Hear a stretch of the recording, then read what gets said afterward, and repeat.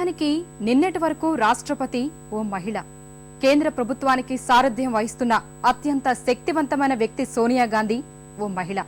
అంతెందుకు, దిగువ సభను నడిపించే మీరాకుమారి, ఉత్తరప్రదేశ్ మాజీ ముఖ్యమంత్రి మాయావతి, తమిళనాడు సీఎం పురచ్చితలైవి, బెంగాలీ బాంబు మమతా బెనర్జీ వరకు ఎందరో తిరుగులేని నాయకురాళ్లు. కార్పొరేట్ రంగ ముఖ చిత్రాన్నే మార్చివేసిన చందా కొచ్చర్, రేణు చల్లు, ఇంద్రా నూయి, కిరణ్ మజుందర్ షా రూపంలో ఎందులోనూ తీసిపోమంటూ భేరీ మోగిస్తున్నారు నారీమణులు. అంతవరకు బానే ఉంది. మరి అలాంటి వారి వారసత్వాల్ని అందుకోవాల్సిన రేపటి తరం బాల్యం, ముఖ్యంగా ముక్కు పచ్చలారని పసిమొగ్గల వాస్తవ పరిస్థితి ఏంటి? రేపటి తరం చిన్నారి చిట్టు తల్లులు ఏమైపోతున్నారు? దేశ బాలబాలికల నిష్పత్తి దైన్యంపై కేంద్ర గణాంక శాఖ వెల్లడించిన చేదు నిజాలు ఈ కథనంలో చూద్దాం.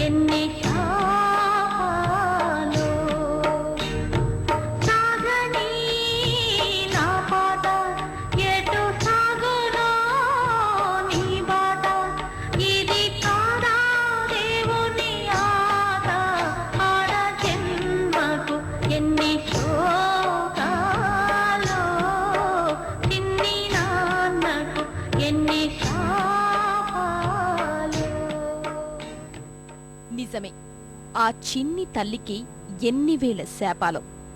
అమ్మ కడుపులో పడిన క్షణం మొదలు పొత్తిళ్ల పసిపాప దశ నుంచి ఎన్ని వేల గండాలు దాటాలో, ఎందరి దయా దాక్షిణ్యాలపై ఆధారపడి పరిపూర్ణ మహిళ కావాలో. ఎందుకంటే ఆడపిల్ల పుట్టిందంటే చాలు, వడ్ల గింజ వేసి చంపేసే రోజుల నుంచి ఆకాశంలో సగమంటూ నినదించే స్థాయికొచ్చినా వారి స్థితిగతులు మాత్రం మారిందే లేదు. నేటికి వారి పట్ల వివక్ష నిరంతరాయంగా కొనసాగుతూనే ఉంది.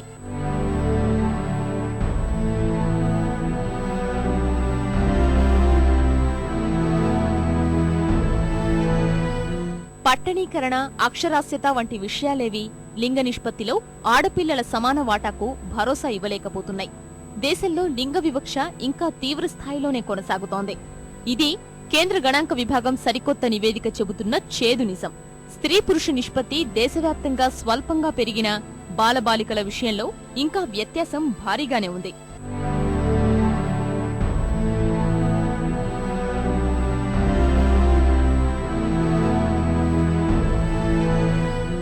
ఆధునిక భారతంలో భ్రూణహత్యలు ఆగలేదని ఘోషిస్తున్నాయి గణాంక శాఖ అంకెలు. గడిచిన దశాబ్దితో పోలిస్తే పిల్లల జనాభా 50 లక్షల మేర తగ్గిపోయింది. పోషకాహారం, రోగనిరోధక టీకాలు అందని చిన్నారుల సంఖ్య 40% ఎగబడింది. వారిపై జరుగుతున్న మానసిక, భౌతిక దాడుల నేరాల్లో అగ్రస్థానం ఉండడం ఆంధ్రప్రదేశ్ నూతనంగా సాధించిన అపఖ్యాతి.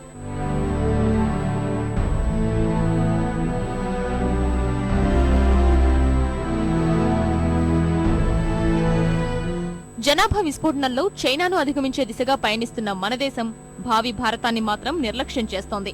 ప్రత్యేకించి బాలబాలికల వృద్ధి రేటుతో పాటు 6 ఏళ్లలోపు చిన్నారుల వృద్ధి రేటులో దేశం వెనక్కి వెళ్తోంది. బాలికల పట్ల ఇంకా వివక్ష కొనసాగుతోంది అనేందుకు గుర్తుగా బాలికల సంఖ్యా నిష్పత్తి కనిష్టానికి దిగజారింది. 2001లో ప్రతి 1000 మంది బాలురకు 927 మంది ఉంటే తాజా లెక్కల ప్రకారం అది 914కు పడిపోయింది. గ్రామీణ ప్రాంతాల్లో బాలబాలికల నిష్పత్తిలో 15% తగ్గుదల ఉంటే అటు పట్టణాల్లో మాత్రం 4 పాయింట్లుగా నమోదైంది. బాలబాలికల నిష్పత్తి దిగజారుతున్న దుస్థితిలో దేశ రాజధాని ఢిల్లీ 809 పాయింట్లతో దయనీయమైన పరిస్థితిలో ఉంటే అండమాన్ నికోబార్లో మాత్రం ప్రతి 1000 మంది బాలురకు 975 మంది బాలికలున్నట్లు గణాంకాలు చెప్తున్నాయి. సరైన సమయంలో వైద్యం అందక నవజాత శిశువుల మరణాల సంఖ్య కూడా తీవ్రంగానే ఉంటోంది. ఈ విషయంలో 82% మరణాలు జమ్మూ కాశ్మీర్, రాజస్థాన్, యూపీ వంటి రాష్ట్రాలు ముందు వరుసలో ఉన్నాయి. రోగనిరోధక వైద్యం కేవలం 61% మందికి మాత్రమే అందుతోంది మన దేశంలో. ఇక తల్లుల నుంచి ఇతర మార్గాల ద్వారా హెచ్ఐవి సోకుతున్న చిన్నారుల సంఖ్య దాదాపుగా 24 లక్షలు.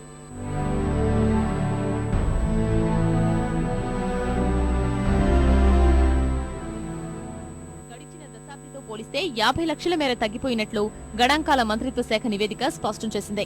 2011 జనగణన రికార్డుల ప్రకారం వారి సంఖ్య 15.8 కోట్లు. వీరిలో 11.7 కోట్ల మంది గ్రామీణ ప్రాంతాల్లో ఉంటే 4 కోట్ల మంది మాత్రమే పట్టణ చిన్నారులుగా గుర్తించారు. గ్రామీణ పట్టణ ప్రాంతాల్లో వీరి వృద్ధి రేటు క్రమేపీ తగ్గుతూ వస్తోంది.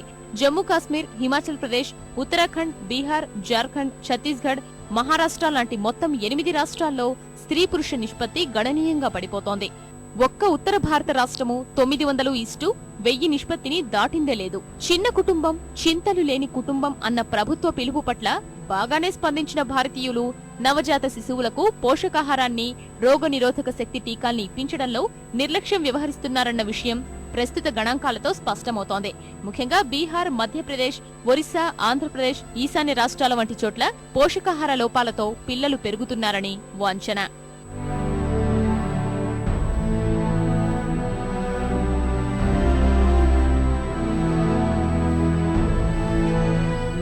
దేశవ్యాప్తంగా 14.49 లక్షల పాఠశాలలుంటే అందులో గరిష్ట ప్రవేశ నిష్పత్తి మాత్రం అంత ఆశాజనకంగా ఉండడం లేదు. ప్రాథమిక పాఠశాలల్లో ప్రవేశాలు కాస్తంత మెరుగ్గా ఉన్నా తదనంతర ఫలితాలు ఆశాజనకంగా ఉండడం లేదన్నది గణాంక మంత్రిత్వ శాఖ అభిప్రాయం. ఈ విషయంలో దేశంలో అన్ని రాష్ట్రాల కన్నా తమిళనాడు మెరుగ్గా ఉంటే అత్యల్ప గణాంకాల్ని సిక్కిం కలిగి ఉంది.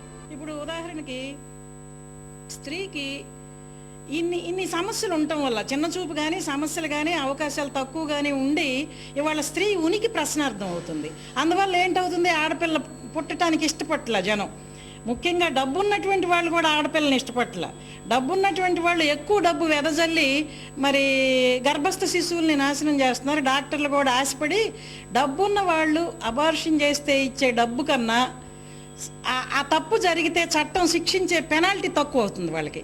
అందువల్ల పెనాల్టీ కడతారు, కావాలంటే రుజువు అవటమే కష్టం. ఇలాంటివన్నీ కూడా ఆ పెనాల్టీ కట్టేసి ఊరుకుంటారు. అదే పేదవాళ్ళు డబ్బు ఇవ్వలేరు, వాళ్ళు పుట్టిన తర్వాత చంపుతున్నారు. ఏ రకంగా చూసినా ఆడపిల్ల గర్భస్థ శిశువులో కానీ, పుట్టిన తర్వాత పెరుగుతున్న దశలో కానీ, 18 ఏళ్ళు నిండిన తర్వాతనో లేకపోతే ఆ లోపు బాల్య వివాహం అయినా సరే అప్పో చేస్తే వరకట్నపు దురాచారానికి అమ్మాయి బలి అవటం అనేది జరుగుతుంది. అలా చదువు ఆపేసిన బాలికల్లో అధికం కార్మికులుగానే మారుతున్నారు లేదా ఇంటికే పరిమితమైపోతున్నారు.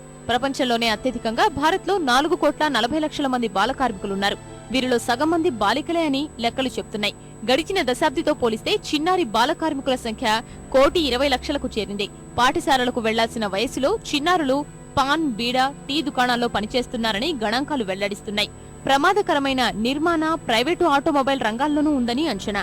అత్యధిక బాల కార్మికుల్ని కలిగిన రాష్ట్రాలుగా ఉత్తరప్రదేశ్, ఆంధ్రప్రదేశ్లు అగ్రస్థానంలో నిలిస్తే తదుపరి స్థానాల్లో బీహార్, బెంగాల్ రాష్ట్రాలున్నాయి. నిర్బంధ విద్య ఇప్పటికీ దస్త్రాల్లోనే మూలుగుతోంది తప్ప అమలుకు నోచుకోవడం లేదు. అంగన్వాడీల ద్వారా మంచి పౌష్టికాహారం అందించాలన్న లక్ష్యం అధోగతి పాలైంది. సమగ్ర మాతా శిశు సంరక్షణ పథకం ఇంకా లక్ష్యాలు చేరుకోలేక ఇబ్బందులు పడుతూనే ఉంది. చిన్నారులు పౌష్టికాహారం స్థితిగతులపై గణాంక విభాగం ఇచ్చిన ఇండియా 2012 నివేదిక ప్రకారం ఈ రోజుకి 48% మంది పసిపిల్లలు పౌష్టికాహార లోపంతో కుదేలవుతున్నారు. 5 ఏళ్లలోపు చిన్నారులు వయసుకి తగ్గ బరువు లేక ఇసురుమంటున్నారు. ఫలితం పేద వర్గాలకు చెందిన ఆడపిల్లలు శుభ్రంగా చదువుకొని, ఒడిదుడుకులు దాటుకొని సంక్షేమం, సాధికారత పొందే పరిస్థితులు భారతదేశంలో లేనేలేవు. నిబద్ధతతో పట్టించుకున్నవారూ లేరు. దేశంలో ఆడపిల్లలు ఎదుర్కొంటున్న మరో దయనీయ సమస్య అక్రమ రవాణా. 14 ఏళ్ల పసిప్రాయంలోనే వ్యభిచార కూపాల్లో మగ్గిపోతున్న అమ్మాయిల సంఖ్య తక్కువేం కాదు. 16 ఏళ్ల అమ్మాయిలా కనిపించేందుకు బలవంతంగా మందులు, ఇంజెక్షన్లు ఎక్కిస్తున్న ముఠాల గురించి ప్రభుత్వానికి తెలిసినా ఎందుకు కఠినంగా చర్యలు తీసుకోదో అర్థం కాదు. చట్టాలు సమర్థంగా లేకపోతే వాటి అమలు గాలి కుదిలేస్తే ఎలాంటి దౌర్భాగ్య పరిస్థితులు దాపురిస్తాయో వ్యభిచార కేంద్రాల్లో దీనాతి దీనంగా బతుకుతున్న ఆడపిల్లల బతుకులే ఉదాహరణలు. ఇన్ని రకాల అగచాట్లతో ఆడపిల్లలు లక్షల సంఖ్యలో గర్భంలోనే మరణిస్తూ భూమి మీద పడ్డ సంక్షేమానికి నోచుకోక, సరైన రక్షణ లేక, ఆదరణ లేక, చదువుకునేందుకు అనుకూలమైన పరిస్థితులు లేక అడుగడుగున అడ్డంకుల చిక్కుముళ్లతో సతమతమవుతోంది. ఇక ప్రమాద ఘంటికల్ని మోగిస్తోంది. గతేడాదిలో వారిపై నమోదైన అత్యాచారాల సంఖ్య 33,000కు చేరింది. యూపీ, మధ్యప్రదేశ్, ఢిల్లీలతో పాటు మన రాష్ట్రంలోనూ ఈ సంఖ్య ఎక్కువగానే ఉంటోంది. దేశవ్యాప్తంగా జరిగిన పిల్లల కిడ్నాపుల్లో 47% పైగా ఢిల్లీ, యూపీల్లోనే జరిగాయని నివేదిక తేటతెల్లం చేస్తోంది.